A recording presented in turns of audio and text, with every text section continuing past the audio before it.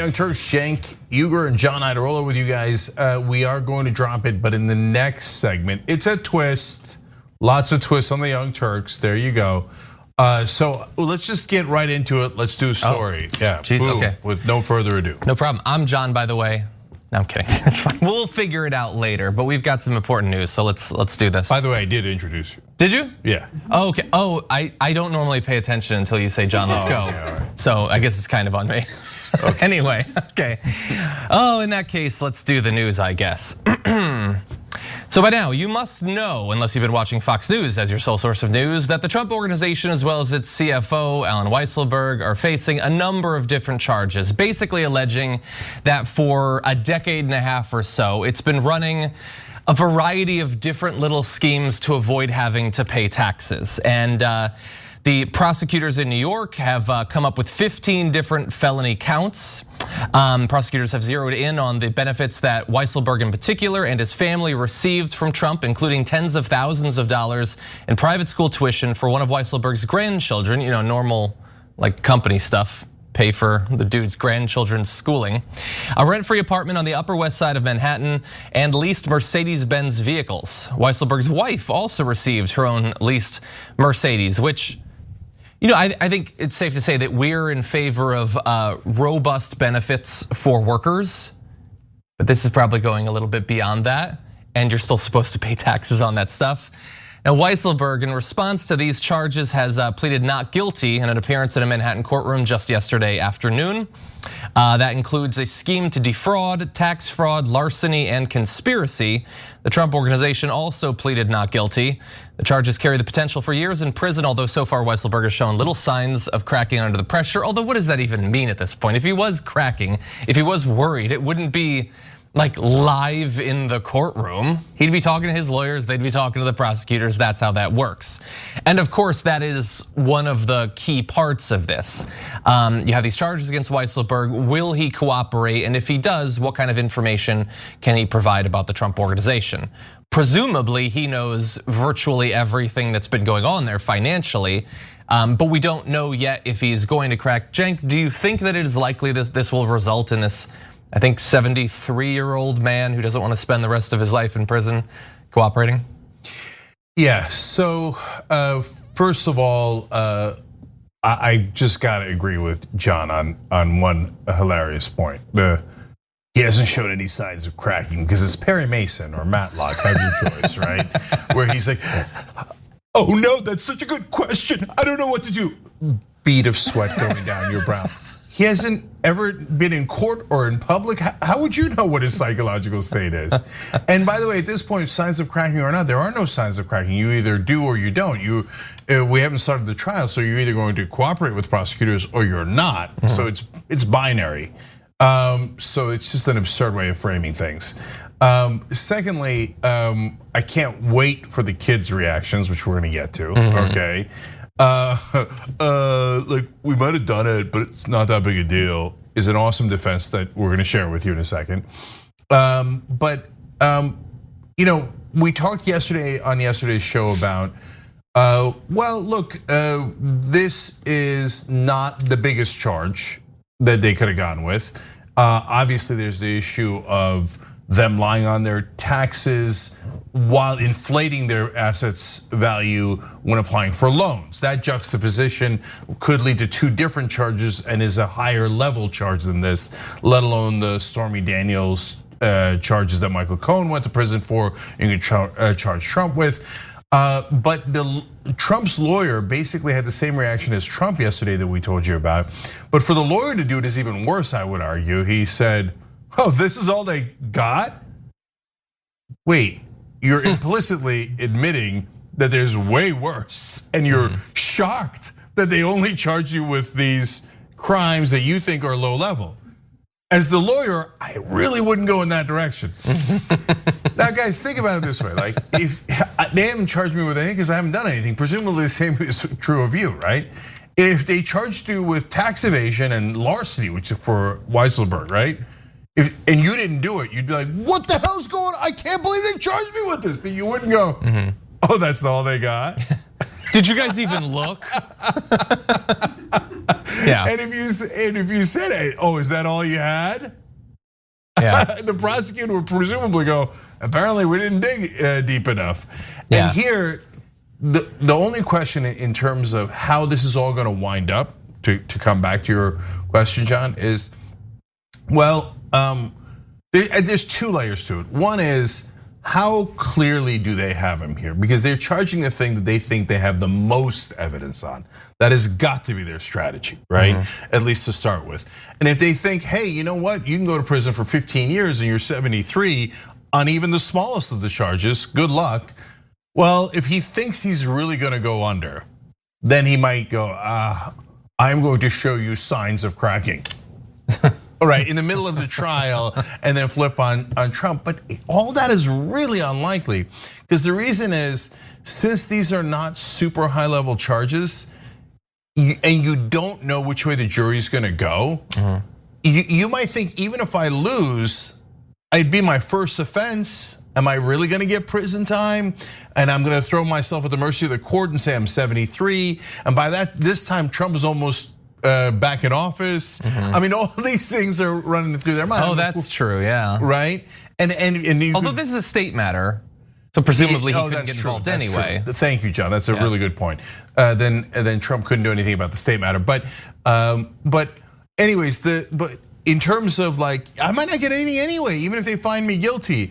That's why it's not like, it does give me pause. Like, I hope that's not all you have, right? And so then the second layer is, and this is a more important layer, is, are they doing this as an appetizer and they're gonna move on to the entree? If they move on to the entree, all is good. If this is all they have, then it's not that they're not guilty of it. It's just that it's not a super heavy charge, and that's why I ironically kind of share Trump's lawyer's reaction, which is that all you had on Trump? Yeah, yeah, and if the last few years have taught us anything, don't expect that just the obvious wealth of crimes and suspicious things that an investigator could find will lead to that investigator finding those things. You can get let down by those things. But anyway, yeah, I think it's an interesting question. It would be like his first offense or whatever. Just because he could get 10 years doesn't mean that he would. That said, it's an incredibly wealthy guy who was dodging taxes on like free private school educations and cars, working for the Trump organization. All of that works together. It's not that they couldn't get the exact jury that they want, but that doesn't, I don't think that that's likely to lead to a jury that's super sympathetic for you. I know, but even in sentencing, it usually goes to the judges, and when it's wealthy clients, and they go, at this point, Helen Weisselberg is 75, and he'll walk in with a cane, like, just like the mob does, real right? sick. Yeah, and he'll be, and like Vince the Chin Gigante, he'll be like, oh, I'm already losing my mind. Oh, please let me off. And the judge's like, oh my God, he looks just like me. Okay, fine, you don't have to go to prison. That happens all the time. But only if you're wealthy. Yeah, exactly. This isn't about like him showing signs of cracking, like the huge amount of sweat dripping down. He's gonna show signs of one thing. He's gonna show signs of becoming a senile old man who can barely hold himself up, in which case he's probably gonna be just fine. Or he's gonna get signs of Donald Trump calling him a rat, and then he's definitely flipping. Because Donald Trump, as of right now, is still saying he's an honorable man. How could they possibly do this to him? But he can turn on a dime if he has to. This guy could have been a rat, he was incompetent, all he could do was make coffee. That could be forthcoming as well. But that said, what the Trump organization lawyers had to say about the charges that we found out about this week, that they barely found anything, is only like a 5% more savvy or nuanced case than is gonna be made by some members of the Trump family, including in this video, you'll see Eric Trump. Crime is rampant. People are leaving the city in record numbers. It's dirty. It's disgusting. New York is no longer what it is, and they have an entire district attorney office and attorney general's office that's focused on $3.5 million to take down a political opponent. I mean, this is what they do. This is New York State for you. This is worse than a banana republic. It's truly horrible. It's truly horrible. And Raymond, you know this better than anybody. They're afraid that my father is going to run in 2024, and they're afraid that he's going to win. So they don't look at corrupt Hunter Biden. They don't look at the fact that he's taking money from China and the Ukraine and other countries, and he's selling his finger paintings for $500,000 to undisclosed people. No, they don't care about any of that. They care about going after innocent, great human beings. Alan Weisselberg is one of them, and taking out Donald Trump and going after a political opponent.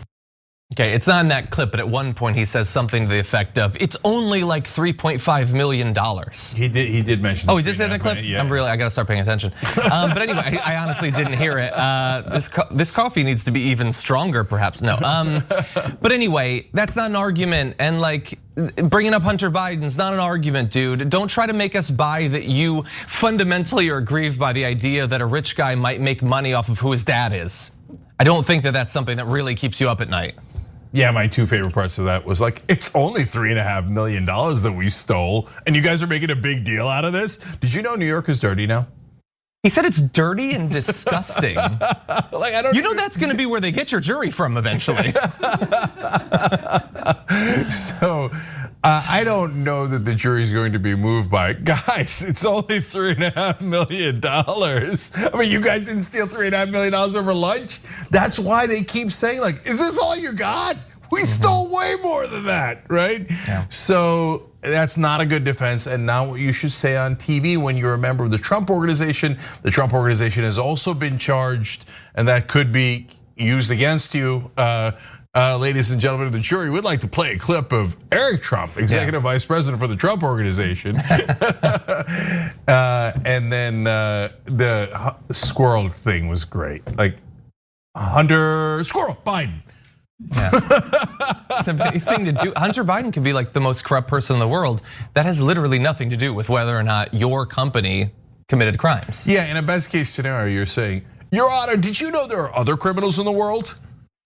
Yes, but they're not on trial here. You are, and that is not a great defense. Yeah, the defense that they have right now, at least in terms of keeping their base in line and donating, is that, as I alluded to in the intro, if you're watching Fox, like, at least in the thing with Eric Trump, they're talking about it. Like, they just bring him on to defend Weisselberg. There's no critical pushback or anything. But the night before the charges, when we knew the charges were coming, Sean Hannity had a town hall with Donald Trump and didn't bring it up.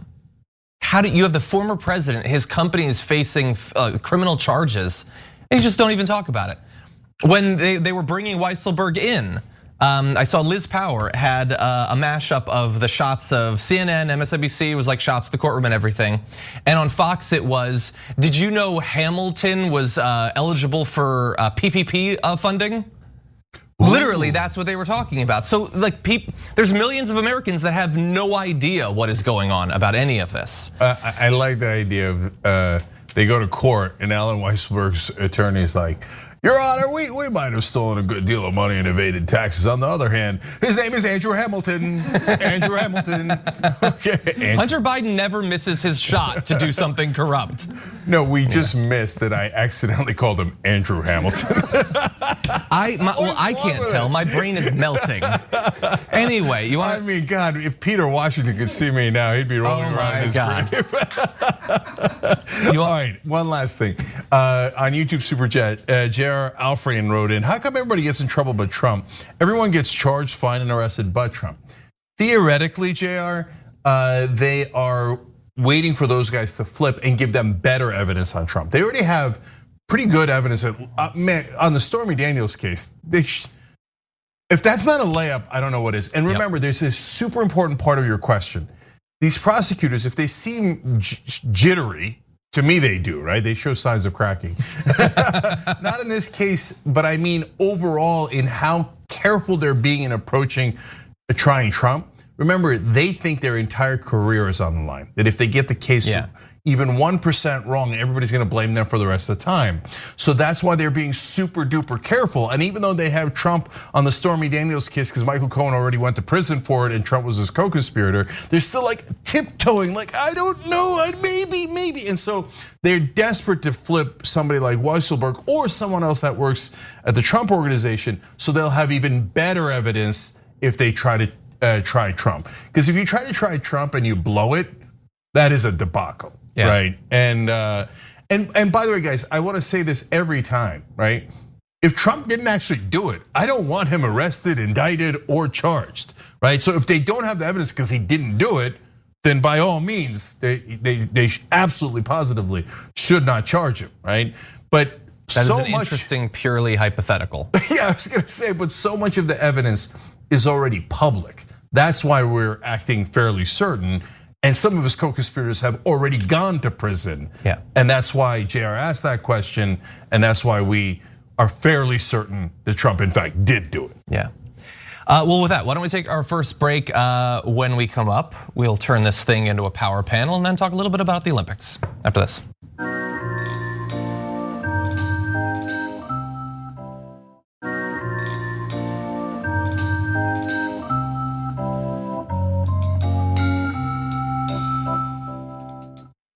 An unprecedented second segment, drop it.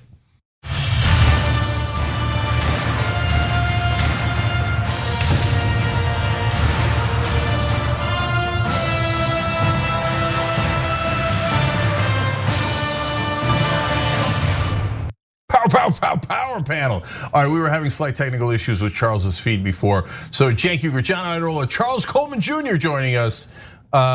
Or should I say Andrew Coleman for no reason?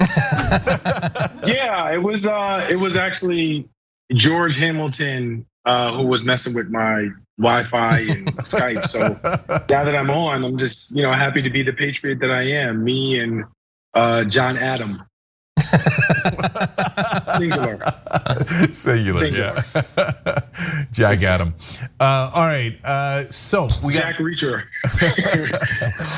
Okay, we've got a lot more mistakes where that came from. So let's get started. John's got the next story. Let's do it.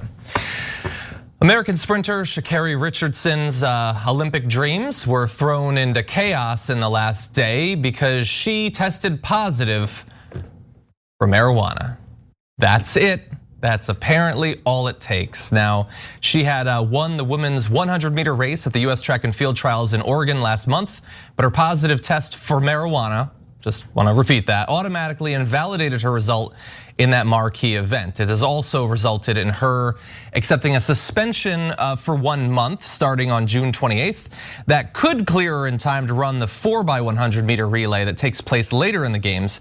If she's named the US team, the decision would be up to USA Track and Field, the national governing body of the sport. Now, she appeared for an interview earlier today to talk a little bit about the situation, and here's what she had to say. Sha'Carri, I just want people to understand where you're coming from and tell me if this is correct, but it was a few days before your big race in the trials, you found out that your biological mother had passed away.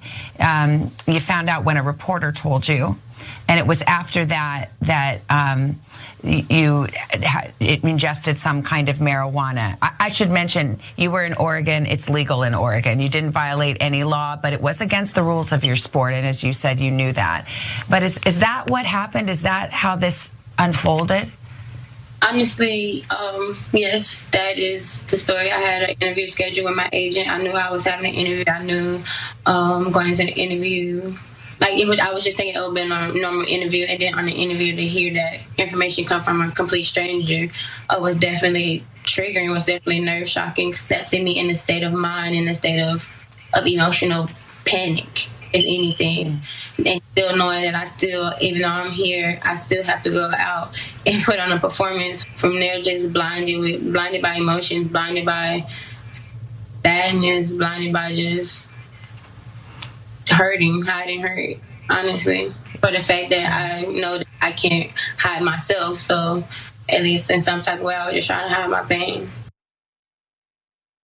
So I think anybody watching that obviously can understand how difficult that period must have been for her, as well as the fact that it's legal there. Now, none of that bears on the decision of the organization, which we'll get into more, but I wanted to allow both of you a chance to respond to this. Yeah, I'll jump in real quick with, really, we're still doing this in 2021? Does anyone think marijuana is performance enhancing? Unless you're in a taco eating contest, marijuana generally slows you down, doesn't speed you up. No one in their right mind thinks it's performance enhancing. So why are we doing this?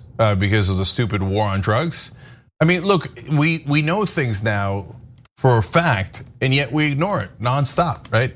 Richard Nixon's top aide said we started the war on drugs to target liberals and black people, specifically black people, right? And to put as many of them in prison as we could. And we're still doing the war on drugs. And by the way, during the primary, we told you Joe Biden was one of the biggest advocates for the war on drugs. He thought Reagan was too soft on the war on drugs. Mainstream media didn't cover that at all. They thought it was forbidden. Oh no, you can't talk about things that are true about Joe Biden. Okay, and that was of course in the primaries where they despised Bernie Sanders and wanted to make sure he didn't win. So they buried it, they buried the news. And then Biden said, I'm gonna reform drug laws and stuff. Gets in, does nothing. Now that's not specifically related to what the Olympic Committee is doing, but why is it even a drug that's on that list? It shouldn't be. Coors Light's not on that list, Bud Light's not on that list. And so there's no reason for marijuana should be, but it's a Schedule I drug. And that's why it has those cascading consequences. I wasn't that quick. Anyway, Charles. You know, Cenk, I actually have a different perspective on this and am shocked that I have the perspective because you and I usually agree on a lot. But I had some conversations with some actual Olympians and their perspective was very different. And I think that it warrants consideration in this discussion. We're having this perspective or this conversation and this discussion from the perspective of regular people who understand from a common sense place the feeling of wanting to sort of release or escape a situation that is emotionally traumatizing. I think that that is where the necessary compassion comes into the conversation. It is absolutely apparent and appropriate for us to have compassion for Sha'Carri in terms of her loss, in terms of what she's now dealing with, in terms of the pressure and the criticism that she is facing in the wake of this space. She was a black woman who was already facing a great deal of scrutiny for how she showed up in the world. And so I take nothing absolutely at all away from that.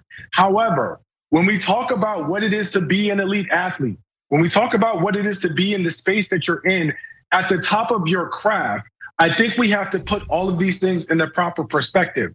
I'm not arguing that marijuana is not necessarily the most serious of drugs, because quite frankly, it isn't. However, as you said, and I had this conversation with two totally unrelated people who do not know each other, and they both said the same thing. There is a significant amount of pressure and anxiety that athletes at that level deal with. When you are someone who takes marijuana, in some ways, that is a drug that helps you deal with pressure and anxiety because you get more relaxed. You don't have to deal with that. Sometimes it allows you to get better rest. From a competitive space, it is not entirely fair to say there's no advantage whatsoever that can be given. However much credence you want to give to that argument is fine. What I will say is the bigger issue is that the argument is being made now on the back end after the violation has occurred. If you are making the argument on the front end to say these trials are taking place in Oregon, this is what's going on, you shouldn't have to have this as something that is prohibited in a space where it is legal, because that's not what we're talking about. We're not talking about legal versus illegal. But if you wanted to make the argument that this is a problem for the case of an elite athlete who, as she said, knew the rules, knew she was breaking the rules, knew it was a problem, she should have done that before she decided to do what she's trying to do. I feel for this young woman because this is a terribly tragic story.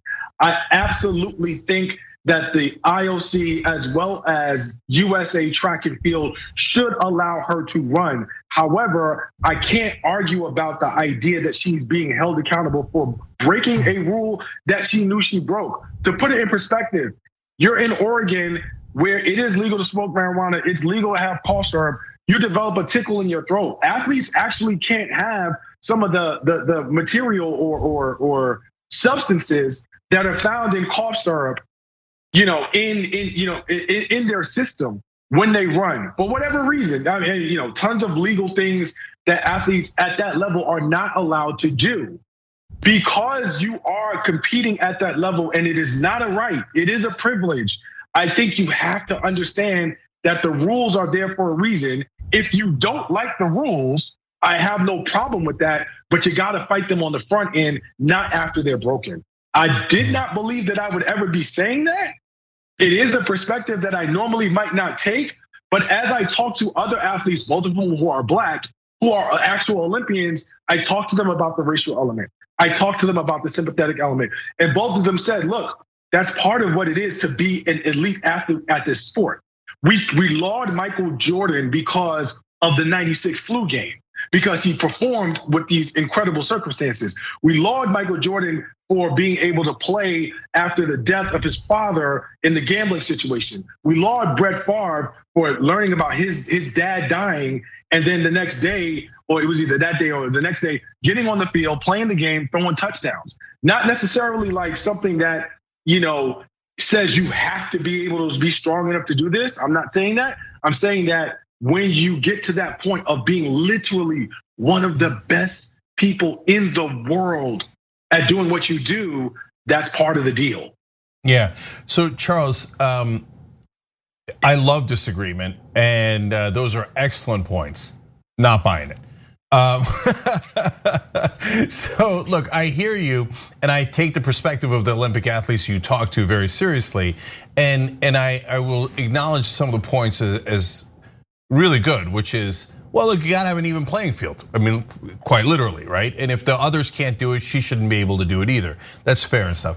The part where you lose me on a couple of things is you shouldn't complain about it afterwards. You should do it ahead of time. First of all, we have, for example, said that marijuana should be legalized all across the country 1 million times. But if I did marijuana in a state where it's still illegal and they arrest me for it, yes, technically it is against the law. But that law is crap. It's utter nonsense. So I don't think it's fair. I don't think it's just. I don't think I should go to prison. I think it's so. And even if I never said anything about marijuana being legalized before, I still shouldn't go to prison. It's still a crap law. It still makes no sense. So, but Cenk, I think there's a difference. I hear you. I think there's a difference between disagreeing with it. Like, I'm a lawyer most of the time. So if you were to go into court and say marijuana is not illegal at the neighboring state, even at the neighboring state where I'm from, and it shouldn't be illegal here, but it was when you got arrested, I'm not necessarily saying that it's a terrible argument, but it's not a winnable argument. That in and of itself, this is a bad law. When you've been arrested for having broken it, that in and of itself is not going to be a strong argument in terms of exoneration or absolvement from having to face the consequences of having violated that law or that rule. All right, Charles, I'm also a lawyer. Please, I practiced for 9 months or so. So seriously, let's see if we can get a compromise here. So they're saying they're suspending her for a month. Okay, well, how about rethinking it as suspending her and everyone else going forward for only a week or 2 weeks? Because of course, everybody keep in mind, Olympics are once every 4 years. If she doesn't get to run now, not only will she not be able to run for another 4 years, but you never know what's gonna happen in 4 years. That might be her only opportunity. Can we do a plea deal here where we can knock it down to 2 weeks so she can get into the Olympics if she's clean?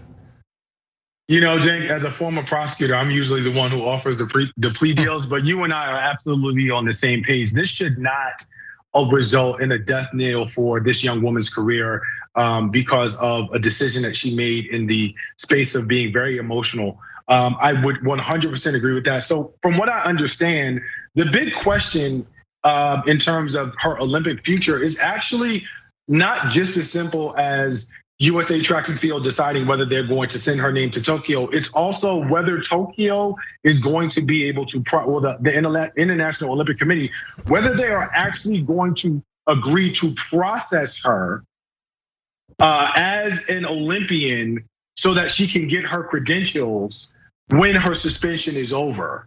So the way that it works apparently is that, and apparently this is a very big deal, there are finite deadlines for when you have to be processed in order to get your credentials, in order to be listed and your name given, and even have access and then be included in competition. Now, I am 100% in agreement with you that they being USA Track and Field, should make a point to ensure that whatever penalty she faces does not result in her exclusion from the games. I have no argument there, and we do not disagree, but I want to make a point to the audience that they understand that some of it is a matter of making sure that USA Track and Field makes that decision in a way and at a time that gives Tokyo enough time to process her as an Olympian. And I don't know I think one of the questions that's being circulated right now is whether they're going to do that given her status as currently being suspended from the team. Yeah, I think that's a great point. I will defend my own freaking out about it as saying I'm not freaking out about it because I think that she individually shouldn't be bound by it. I think that we can freak out about it and people should freak out about it because that's one of the only ways that something like this would ever change. Like hopefully, like for instance, if someone gets killed with a chokehold by the cops, it might well be legal depending on where you live. Let's freak out about it so that it won't be legal in that particular case. So that would be my defense. And also, in terms of people freaking out afterward rather than before, I would say, at least for me, I can't speak for everyone, but at least for me, I would have never imagined that something this stupid would disqualify you from the Olympics. And to the point about it being, like you said, the Olympians were saying, like we're elite athletes at the top of our game.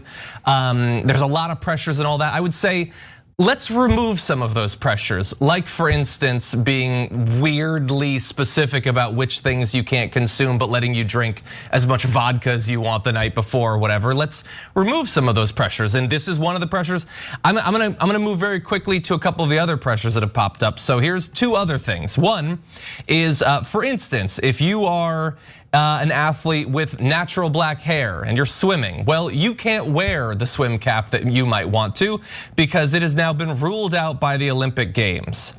This particular cap, if we could bring up the shot, you'll see there, the International Swimming Federation rejected the use of the soul cap, saying it does not fit the natural form of the head. Which brings to mind other sort of archaic like brain sciences and things like that. Like, what are you talking about? But it is actually banned. They said, to the best of their knowledge, the athletes competing at the international events never used, neither require caps of such size and configuration. Because that should totally be up to them, not the athletes, whether the athletes need it. So there's an extra pressure for you if you're a swimmer at that level. Or for instance, you might feel a lot of pressure. I really hope that my natural testosterone level doesn't go above this arbitrary level because you might get disqualified, as two Namibians were. Christine Mboma and Beatrice Masalingi have a naturally high testosterone level because of differences in sexual development that cause them to be rejected, as some other runners, generally African runners, have in the past. So it's all of these weird things that they're watching for that I would say contribute to that, oh my God, we're so pressured all the time sort of thing. Yeah. And of course, totally coincidentally, all of these are more restrictive on athletes who don't happen to be Michael Phelps or White or whatever. Now, John, there we can likely agree with very little discord because I vetted those as well through my own sort of personal computer and have a far easier time describing them for what they are, which is anti-black. I think that with respect to the soul cap story, the safe narrative around that is that it certainly does seem to be discriminatory against people who share a certain genetic trait around how their hair grows. Why do I say that? I say that because typically people who are black, our hair grows up and out. People who are not black, their hair, it is also much coarser, much harder to sort of tame and maintain in a lot of ways. So it does increase the volume of someone's head size if in the course of like wearing a hat or wearing, in this case, a cap. I do not know what the actual process was in terms of making a determination around the soul cap's viability as an Olympic, as a permitted Olympic thing. But what I will say is that, and this is probably the safest, nicest, most neutral thing I will say about this, the lack of transparency around, comparatively speaking, what the difference is between a soul cap versus a Speedo cap certainly leaves widespread room for speculation, all of which points to this being racist and anti-Black. That I have no problem conceding. With respect to the two women from Libya, I will also say that is not only anti-Black, but it's like specifically anti to a specific region in Africa where, genetically speaking, it has been proven and shown that there are higher rates of testosterone in certain women or in these women. Like it's a known thing about certain regions in Africa. So there's no question in my mind that this bears some level of racism, of anti-Blackness, and specifically anti-African, which I think is equally problematic. The other thing that I think viewers should know that they may not know, which is really weird, the levels of testosterone that are permissible for women to compete in certain events and men does not stay universal across the Olympics. Like it changes, which is really weird to me. So as a woman, you could have one testosterone level that allows you to compete, let's say, for example, in the marathon or in the 800 meter. And then that same level of testosterone that you have disqualify you from competing in the 100 or the 200. Yeah. That seems really backwards to me. If either of you can sort of make a case to me why that should be the case, I'm all ears. But as I thought about this and how I felt about it, that fact like defied logic for me in a way that I just could not reconcile. Yeah, so look, this is gonna get absurd real quick because there's some chance that the Ethiopians and Kenyans have different lung capacity. Are we gonna disqualify them from marathons for having the abnormal lungs? It's absurd. Well, then what are we gonna do next? Usain Bolt, he's just abnormally fast. We're gonna ban him. Well, isn't that kind of the whole point, right? So, and so look, guys, everybody's against cheating. We want it to be fair. So we don't want them taking illegal substances. That drives everybody nuts, including all of us, all three of us, right? And so we want them to be careful. But as quickly as I can on the soul cap. Now, if I was in charge of that, I would say, okay, guys, if we're going to call Black people's heads abnormal, we better really have our stuff together, right? So you better tell me why this cap performs better, that it leads to an unnatural and unfair advantage. So give me some sort of evidence on that, because we're about to go public, right? And then we better have another thing ready, which is here's your second option. The Speedo cap doesn't fit you, we acknowledge that, so here's another cap you can use. They didn't do either of those two, in my mind, super obvious things. Instead, they were like, I don't know, man, I guess you guys have abnormal heads and you have no other options and we don't care. No, that's it, we're banning it.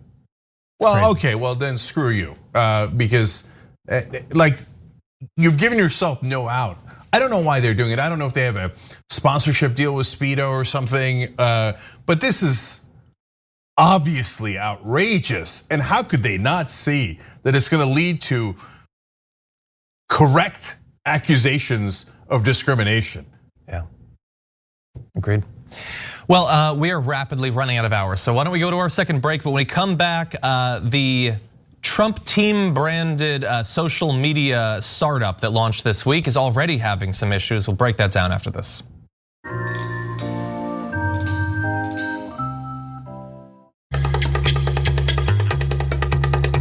All right, back on the Young Turks Power Panel, Cenk, John, and Charles with you guys.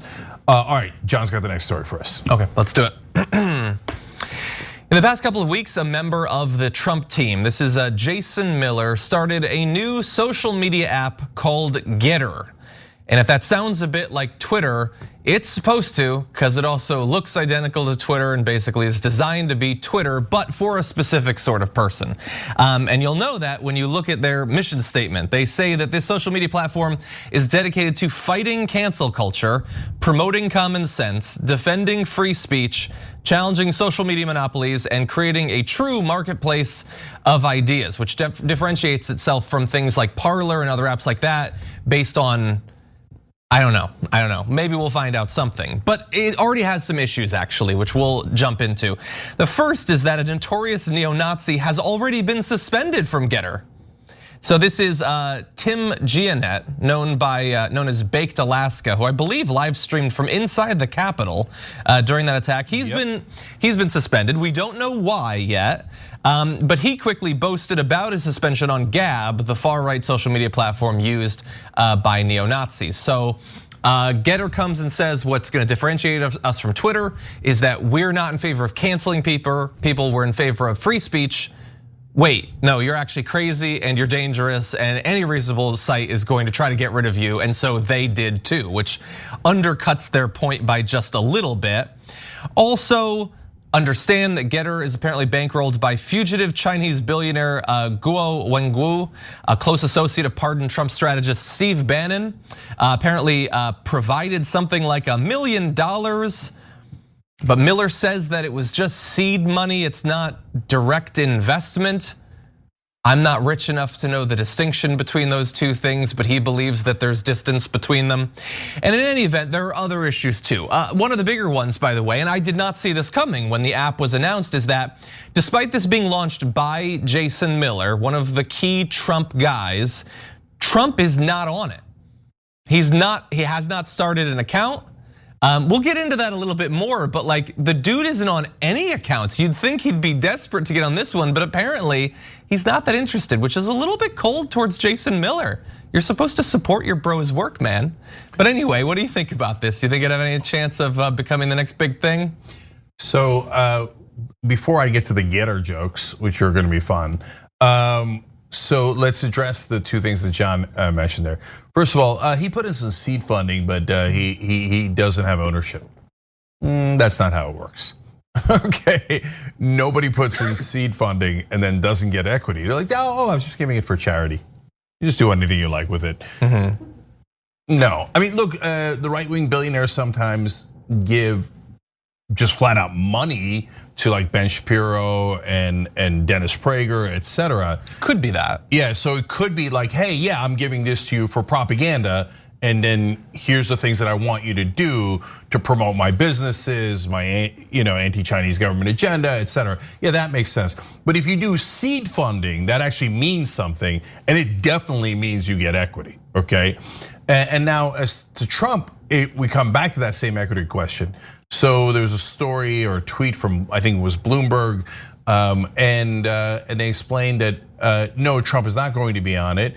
And they made a vague allusion, which I'll explain to you, which was that they're like, he did not get any financial consideration, right? Trump, when he talks to any of these platforms, the Gabs, the Gabbers, the Grabbers, the Getters, and what all these things, right? He likes Grabber. The Gators, whatever. The first conversation he has is it, oh, how good is your platform? How is it on free speech? No, it ain't got nothing to do with free. It's not exact opposite. He's like, how much am I getting? Okay, if I'm gonna go on a platform, a lot of people are gonna come with me, which by the way is true, right? So I want a certain percentage of the income that comes from that platform. So apparently it was too rich for their blood and Jason Miller didn't pay him. So Trump's like, no, I'm not gonna do anything unless I get paid. Did you not know me the whole time that you worked for me, you idiot? So that's why he's not on there. Grr, I just really want a fine social media platform where I can be racist and say bigoted things. Is that so much to ask for in 2021?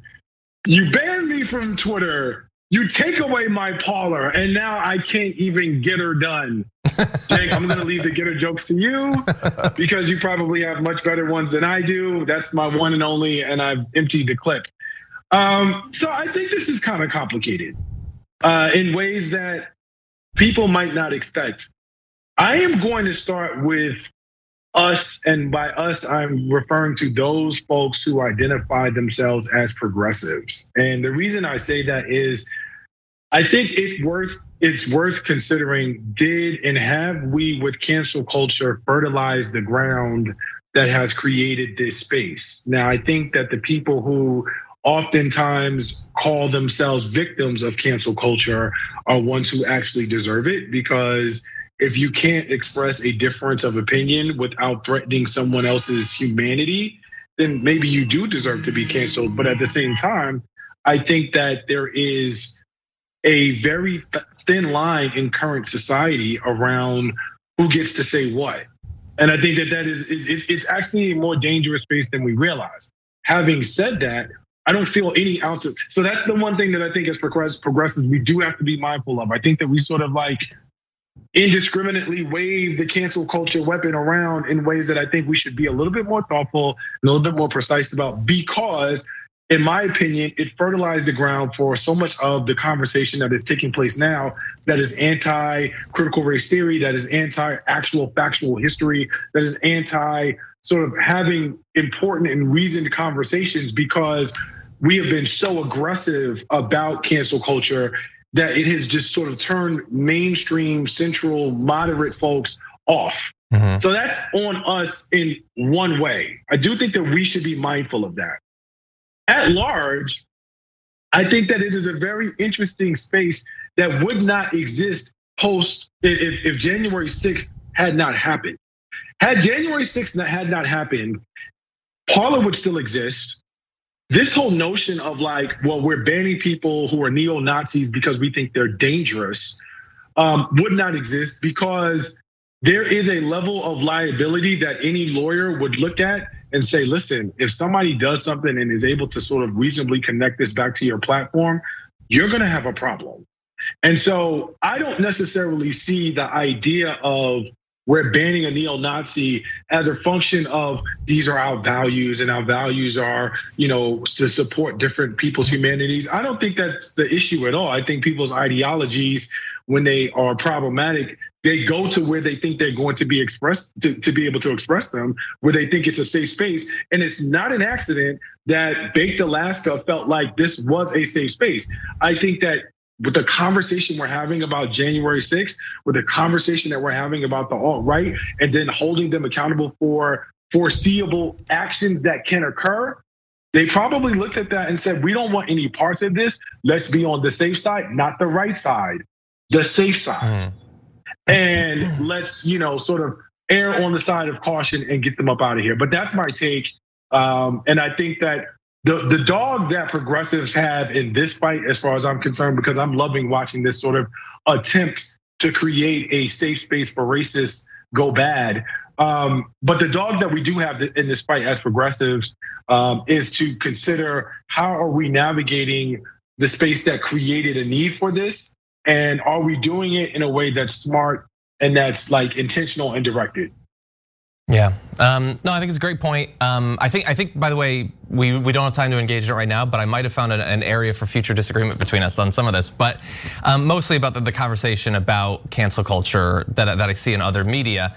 Bearing in mind, of course, and with a grain of salt, like in Michael Wolff's upcoming book, he says that Trump never joining Parler wasn't just about money. He was offered 40% of the revenue. It was that he required Parler to allow him to ban people who criticized him, and they said no. So Donald Trump, who claims that he's a victim of cancel culture from being banned from Twitter, wanted free reign to ban people who made fun of him and wasn't given that power. I believe there's a word for that. There is actually, and in the English language, I believe that word is called bitch. Yeah, and also, and like, having 6 months of right wingers on Fox News tell me that me as a leftist, I've got some issue with being too censorious because of cancel culture. And then, Gwen Berry turned her back on the flag, end her career, get her out of there for her peaceful protest. Yeah. They don't mean it, it's all fake. And that's why I don't want to contribute to a narrative that I think is being weaponized against the left that is truly a phenomenon that everyone engages in some cases and not others. In any event, I don't think we have time for the video, But Jason Miller would really like Trump to join up. It doesn't look like that's gonna happen. This is sort of a ridiculous platform. You can take a look at the screenshots. It is modeled exactly after Twitter. It looks exactly after Twitter. In fact, people's follower numbers add their Twitter follower numbers to it, which is insane. I didn't even know how you can do that, but that's what they're doing. Those are two different apps. That's Twitter and GETTR, and it's identical. Yeah, it's no, they're great not even product trying. there. They're so lazy. This reminds me of Trump's platform/blog, which lasted for like a month, right? And then he was almost a month. Yeah, and he's like, oh well, it turns out I suck at this. Yeah, really, I couldn't see that coming with 6 bankruptcies. That you wouldn't know how to run a platform, and neither does any of his lackeys, of course. But look, I actually generally agree with Charles on cancel culture. I think that that's a very nuanced issue. We'll take a whole different show to discuss, but it does sometimes run amok on both sides. So it's not that I disagree with John. What he says about the right wing is also true, right? But I do disagree with Charles that I would have better jokes. There's no chance of that. Okay, so but let me give you the jokes of others though. So somebody did say, Charles, that once that GETTR goes bankrupt, they reserved the right to use the headline "GETTR done." So you were on it, and Dave Weigel said, "GETTR? I don't even know her." Which I found to be funny. Unpainted Melody said, "GETTR, why was Grifter taken?" I liked all those, but there is, and there was a great little trolling that I'll get to in 1 second. But there is a really interesting question, another interesting question here that Charles alluded to. So they're not banning racists, but they are banning neo-Nazis. Where's that line? Man, that's a tough line to draw, right? Racist, yeah, come on in. Oh, no, you're a neo-Nazi. No, sorry. But you're also racist. Oh, that's a super tough one. Okay, so, and then the QAnon folks were really upset because they apparently had porn on there. Why? Because trolls instantly came in with it, and bad words. And QAnon people are like, you're letting people say naughty words? I thought this was just for racists. How is that not hilarious, right? And every one of these right-wing platforms has the same exact problem. They're like, where do we draw the line? Because, I mean, if we say you can really have free speech, we're gonna have people advocating for violence and horrible things and instantly, right? And that's why there are lines, because everybody has to draw the line somewhere. So all of this is totally absurd. And again, for some of the reasons that Charles stated, you have to draw legal lines at a minimum. Otherwise, you're gonna be in massive, massive trouble. Finally, the trolls on there have been the best part of GETTR. I don't mean to drive you to it just to look at the trolls, but they had the top performing post as of when we went on live here was Cameron Milley. She was getting the most subscribers because it was an attractive woman who had like her top almost off. So of course, right wingers are like, yes, follow, me like, right? Without knowing what it is at all. And then when you click on, it has a picture of Joe Biden. And that's free speech, baby. That's right, and it just has lists Trump's lies about the election, and now that's the top followed account on GETTR. Nice. All right. We are so out of time. Okay. Charles, you're awesome. Thank you for coming on, brother. We appreciate it. John, you're also on, and that's good. All right, no, seriously, check out the damage report, everybody. And Charles is also on the damage report from time to time, so you get to see this great combo. And we got a whole nother hour coming up with some of the most amazing stories, including transracial. Is that a thing? We're gonna ask you guys in a poll, because a guy says, no, I'm no longer English, I am now Korean. And so we'll figure it out when we come back. Thanks for listening to the full episode of The Young Turks. Support our work, listen ad-free, access members-only bonus content, and more by subscribing to Apple Podcasts at apple.co/TYT. I'm your host, Cenk Uygur, and I'll see you soon.